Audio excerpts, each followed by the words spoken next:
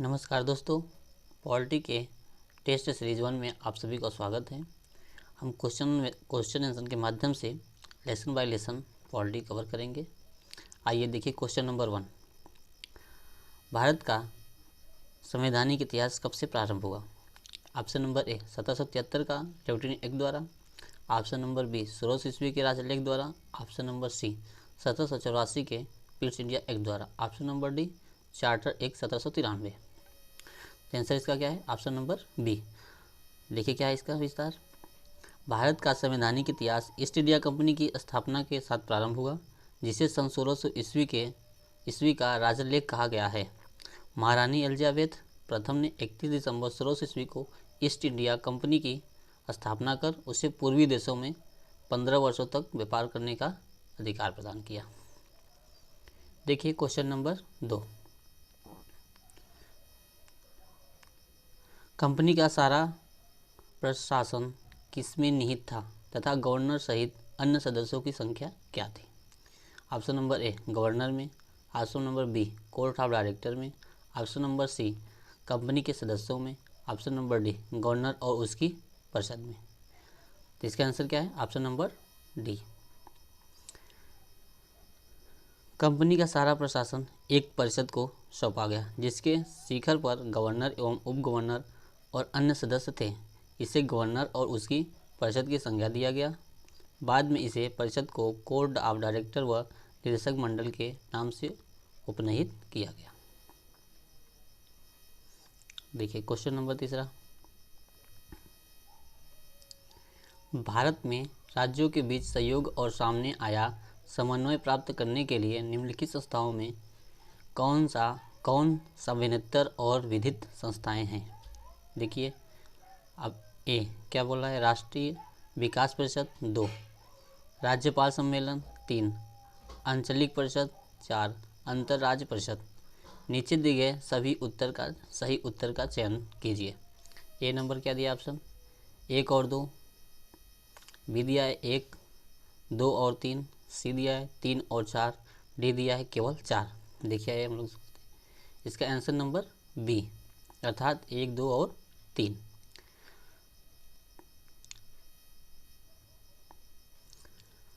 अंतरराज्य परिषद के गठन का प्रावधान अनुच्छेद 263 में होने के कारण यह एक संवैधानिक संस्था है, अतः विकल्प भी सही है।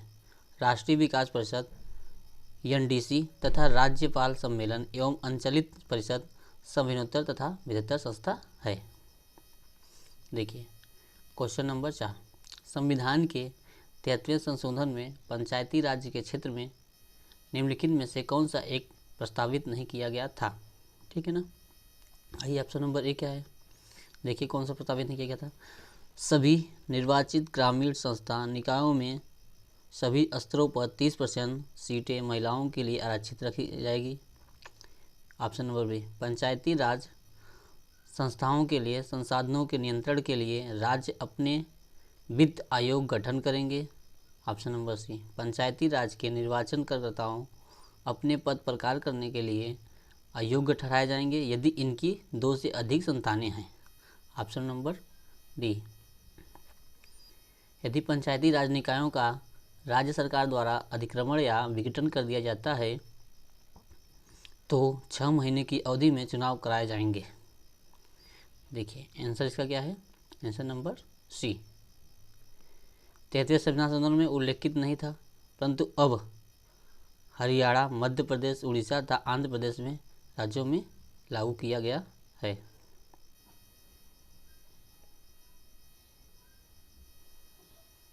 क्या पूछा था? प्रस्तावित नहीं किया गया है।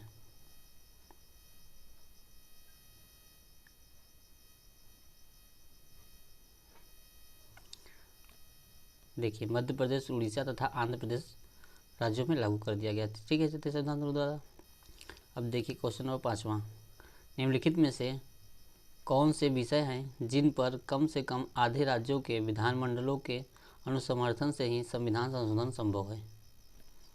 ठीक है ना। राज्यों के विधानमंडलों के अनुसमर्थन से संविधान संभव है, बताना है। देखिए ए नंबर ऑप्शन क्या है?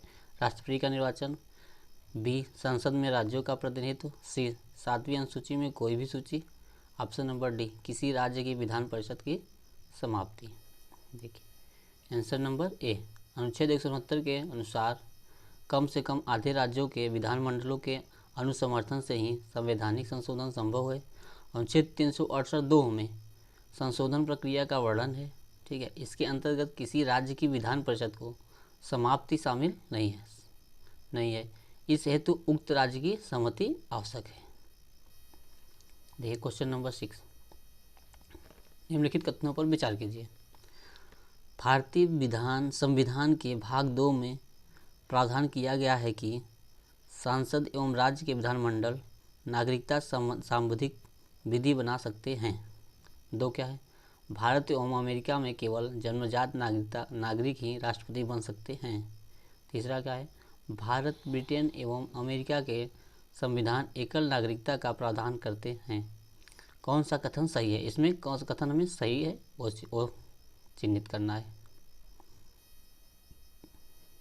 देखिए क्या है आंसर नंबर डी, उपरोक्त में से कोई नहीं। अब देखिए आइए जानते हैं क्या क्या है प्रावधान।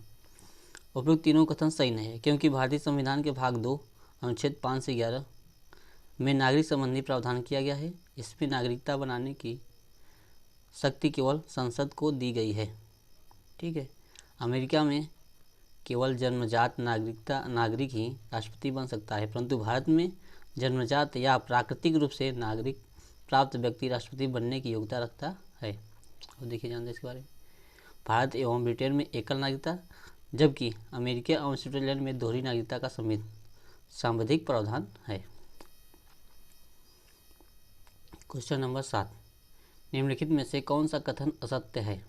देखिए 1813 के चार्टर एक्ट के तहत ईसाई मशीनरों को भारत में कार्य करने की अनुमति प्रदान कर दी गई। ऑप्शन नंबर बी, 1813 के चार्टर एक्ट द्वारा भारत में कंपनी के व्यापारिक अधिकार को पूर्णतः समाप्त कर दिया गया। सी, 1833 के चार्टर एक्ट के द्वारा गवर्नर जनरल की परिषद में चौथे सदस्य के रूप में विधि सदस्य नियुक्त किया गया। ऑप्शन नंबर डी, 1813 के चार्टर एक्ट के द्वारा बंगाल के गवर्नर जनरल को भारत का गवर्नर जनरल बना दिया गया। क्वेश्चन नंबर 7 का इसे पूछा है कौन सा असत्य है। देखिए ऑप्शन नंबर बी, 1813 के चार्टर एक्ट द्वारा भारत के कंपनी के व्यापारिक अधिकार को समाप्त कर दिया गया, परंतु चाय एवं चीनी पर कंपनी का व्यापार एकाधिकार बना रहा। ठीक है, मतलब चाय और चीनी का व्यापार छोड़कर सभी को क्या कर दिया गया, समाप्त कर दिया गया 1813 चार्टर के द्वारा। और देखिए 1813 चार्टर एक्ट में क्या क्या प्रावधान है। 1813 का चार्टर एक्ट द्वारा भारत में ईसाई धर्म के प्रचार की अनुमति प्रदान कर दी गई 1813 चार्टर के द्वारा। अब 1833 के चार्टर एक्ट के तहत गवर्नर जनरल की परिषद में विधि सदस्य के रूप में चौथे सदस्य की नियुक्ति की गई। लॉर्ड मैकाले को विधि सदस्य के रूप में नियुक्त किया गया। लॉर्ड मैकाले की अध्यक्षता में भारत में पहला विधि आयोग गठित हुआ। ठीक है, किसकी अध्यक्षता में, लॉर्ड मैकाले की अध्यक्षता में। अब देखिए 1833 का चार्टर एक्ट के तहत बंगाल के गवर्नर जनरल को भारत का गवर्नर जनरल बना दिया गया। किस अधिनियम के द्वारा, 1833 के चार्टर एक्ट द्वारा। 1833 के चार्टर एक्ट द्वारा भारत में दास प्रथा को गैर कानूनी घोषित कर दिया गया। 1833 का चार्टर एक्ट में यह प्रावधान किया गया है कि कंपनी के प्रदेशों में रहने वाले किसी भारतीय को धर्म, रंग या जन्म आदि के आधार पर कंपनी में किसी पद के अयोग्य नहीं ठहराया जा सकता, परंतु कोर्ट ऑफ डायरेक्टर के विरोध के कारण इस प्रावधान को समाप्त कर दिया गया। ठीक है ना, आगे चलकर यह प्रावधान प्रशासनिक भागीदारी का मुख्य आधार बन गया। अब आइए जानते हैं 1853 के चार्टर एक्ट में क्या क्या है। Charter act 18 question number 8, charter act 1853 के विषय में निम्नलिखित में से कौन सा कथन सही नहीं है। ऑप्शन नंबर ए, चार्टर अधिनियमों की श्रृंखला में यह अंतिम अधिनियम था। ऑप्शन नंबर बी, इस अधिनियम के द्वारा सिविल सेवकों की भर्ती एवं चयन हेतु खुली प्रतियोगिता का प्रारंभ किया गया। ऑप्शन नंबर सी, इस अधिनियम के द्वारा गवर्नर जनरल के लिए एक विधान परिषद का गठन किया गया। ऑप्शन नंबर डी, इस अधिनियम ने भारतीय विधान परिषद के बजट पर बहस करने की शक्ति प्रदान की। इसमें पूछा है क्या पूछा है, कथन सही नहीं है। तो आंसर क्या है इसका? ऑप्शन नंबर डी असत्य है, क्योंकि विधान परिषद के बजट पर बहस करने की शक्ति भारतीय परिषद नियम 1892 के द्वारा प्राप्त हुई। अब आइए इसके बारे में जानते हैं। 1793 से 1853 के दौरान 1853 के दौरान पारित किए गए चार्टर अधिनियम की श्रृंखला में यह अंतिम अधिनियम था। कौन सा? 1793 से 1853 के दौरान। इस अधिनियम द्वारा सिविल सेवकों की भर्ती एवं चयन हेतु खुली प्रतियोगिता की व्यवस्था की गई। 1854 में भारतीय सिविल सेवा के संबंध में मैकाले समिति का गठन किया गया। इस अधिनियम के तहत पहली बार भारतीय विधान परिषद के स्थानीय प्रतिनिधित्व प्रारंभ किए गए। क्वेश्चन नंबर 9, भारत शासन अधिनियम 1858 के संदर्भ में निम्नलिखित कथनों पर विचार कीजिए। ऑप्शन नंबर ए, इस अधिनियम के द्वारा भारत के राज्य सचिव नामक एक नए पद का सृजन किया गया। ऑप्शन नंबर बी, कंपनी में कोर्ट ऑफ डायरेक्टर्स एवं बोर्ड ऑफ कंट्रोल की व्यवस्था बनी रही। ऑप्शन नंबर 3, गवर्नर जनरल पद का नाम बदलकर वायसराय कर दिया गया। Option number D. Option number 4, Lord William Bentinck Bharat के प्रथम वायसराय बने। देखिए कथनों में से कौन सा सही है, आपको चुनाव करना है। ऑप्शन नंबर ए 1 और 2, ऑप्शन नंबर बी केवल 1 और 3, ऑप्शन नंबर सी केवल 1, 3 और 4, ऑप्शन नंबर डी 1, 2, 3 और 4। तो इसमें कौन सही है? 1 और 3। देखिए कथन 1 और 2 देखिए कथन 2 एवं 4 गलत है, ठीक है ना। कथन 2 और 4 गलत है, क्योंकि भारत शासन अधिनियम 1828 के द्वारा कंपनी के कोर्ट ऑफ डायरेक्टर एवं बोर्ड ऑफ कंट्रोल को समाप्त कर दिया गया एवं भारत में द्वैध शासन प्रणाली का अंत हो गया। देखिए भारत का प्रथम वायसराय लॉर्ड कैनिंग को बनाया गया इस अधिनियम के द्वारा। किस अधिनियम के द्वारा? 1858। इस अधिनियम के द्वारा भारत के राज्य सचिव नामक एक नए पद का सृजन किया गया। यह सचिव ब्रिटिश मंत्रिमंडल का सदस्य होता था एवं भारतीय मामलों में ब्रिटिश संसद के प्रति उत्तरदायी होता था। और देखिए भारतीय प्रशासन पर नियंत्रण की संपूर्ण शक्ति राज्य सचिव में निहित थी। भारत सचिव की सहायता के लिए 15 सदस्य एवं एक परिषद का गठन किया गया। यह परिषद एक सलाहकार समिति थी। परिषद का अध्यक्ष भारत सचिव को बनाया गया। भारत का शासन सीधे महारानी विक्टोरिया के अधीन चला गया। गवर्नर जनरल अब सम्राट के प्रतिनिधित्व की हैसियत से कार्य करने लगा था। संचालन मंडल, नियंत्रण मंडल एवं गवर्नर जनरल की सभी शक्तियां परिषद सहित भारत सचिव में केंद्रित कर दी गई, जो संसद के प्रति उत्तरदायी था।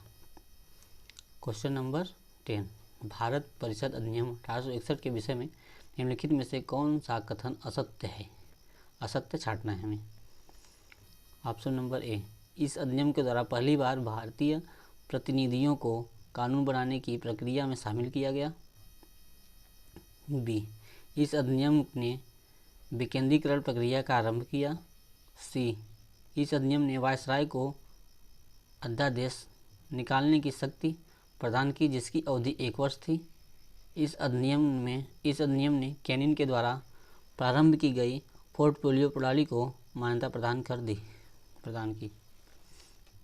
देखिए आंसर नंबर सी असत्य पूछा है। सी क्या है? असत्य है, क्योंकि यह अधिनियम वायसराय को आपातकाल में परिषद की संस्तुति के बिना अध्यादेश जारी करने की शक्ति प्रदान करता है, परंतु इसकी अवधि 1 वर्ष नहीं बल्कि 6 माह होती थी। देखिए आइए इस अधिनियम के बारे में जानते हैं।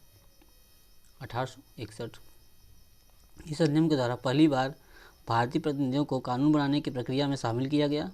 सन 1862 में लॉर्ड कैनिंग द्वारा 3 भारतीयों, बनारस के राजा, पटियाला के महाराजा एवं सर दिनकर राव को गैर सरकारी सदस्यों के रूप में विधान परिषद में मनोनीत किया गया।